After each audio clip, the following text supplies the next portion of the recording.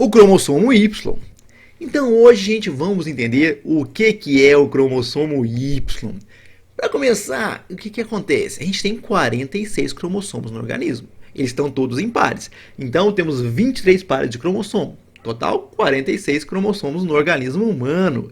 Desses 46 cromossomos, 44, isso é 22 pares, vão ser o quê? 22 pares serão autossomos, não estão relacionados com as características sexuais. Mas tem um parzinho lá que é essencial para a formação das características sexuais no ser humano. Então o que acontece?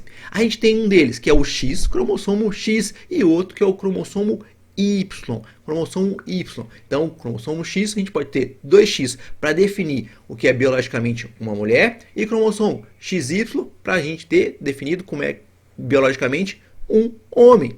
E o Y só passa de pai para filho. Significa o quê? Que os genes que estão no cromossomo Y só vão passar de pai para filho. Sejam genes defeituosos ou sejam genes normais, só passam de pai para filho. Então, se um pai tem uma doença genética relacionada ao cromossomo Y, só vai passar para os filhos, não passa para as filhas.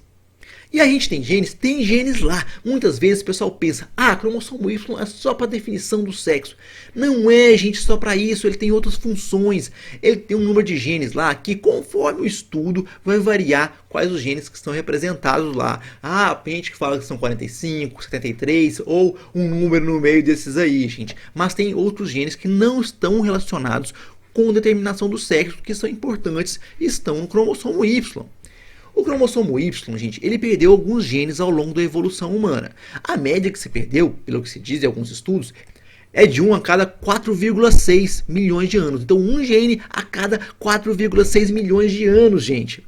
E esses genes que ele perdeu, agora já eram. Mas ao que parece que não se perdeu mais genes desde que aconteceu a separação do ser humano com o chimpanzé.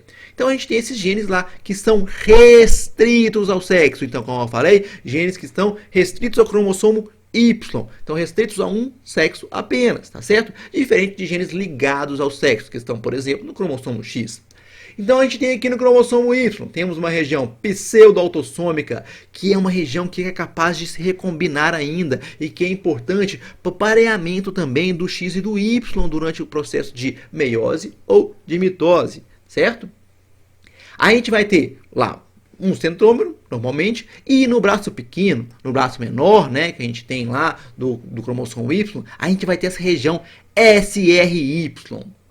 A região SRY, região determinante do sexo, então, gente. O que ela é, então? Sex Determining Region, que é a sigla aqui em inglês, ou Sex Determining Factor. A gente vai ter o quê? A gente vai ter uma região, um gene específico lá, que codifica uma proteína de ligação ao DNA. Olha, isso vai ser fundamental para ativar outros genes. Então, ela é fundamental para ativar genes, gente. E olha que interessante, essa parte, essa região, só começa a ser transcrita, a ser produzida mesmo, cerca de 6 a 8 semanas após a fecundação. Então prestem muita atenção nisso, gente. Então, não é imediatamente que começa a determinação do sexo, não.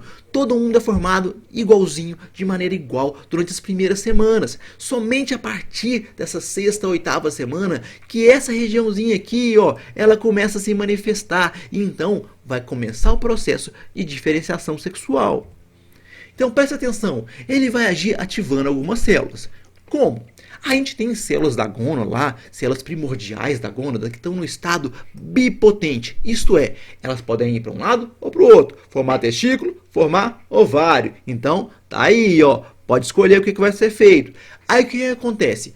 Quando o TDF, SRY lá, é ativado, ele vai ativar vários fatores de transcrição. Fatores de transcrição muito importantes. O que é isso? Está ativando genes para gerar RNA mensageiro, para gerar proteínas importantíssimas para essa diferenciação.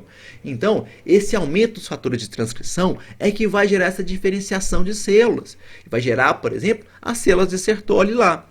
Então, olha aqui o desenhozinho aqui, O SRY foi formado.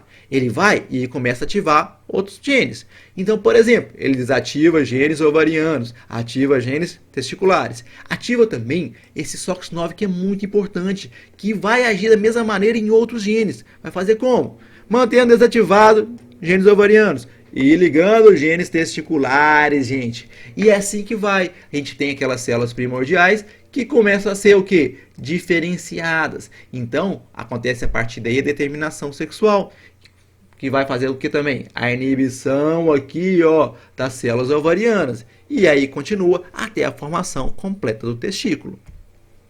Acontece em todas as espécies? Será que isso existe em todas as espécies, gente?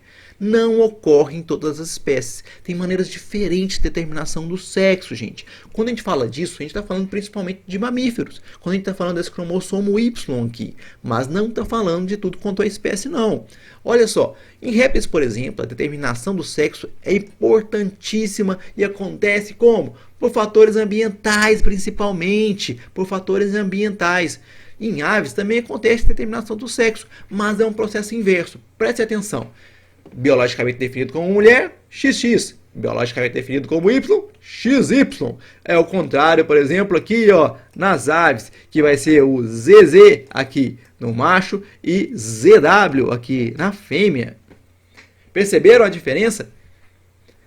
Outro ponto interessante se falar aqui, microquimerismo. O que é isso, gente? A gente pode encontrar o cromossomo Y e um cromossomo Y que não pertence de maneira nenhuma àquela mulher dentro do sangue dela. Então presta atenção, não é que a mulher por acaso tem células com cromossomo Y. Não, cromossomos Y de outro indivíduo pode ser encontrado em mulheres. Isso pode persistir por anos, gente, por anos. Num trabalho feito, nesse trabalho específico, não reflete necessariamente a população como um todo, mas nesse trabalho percebeu-se que 59% dessas mulheres tinham um ou mais abortos induzidos.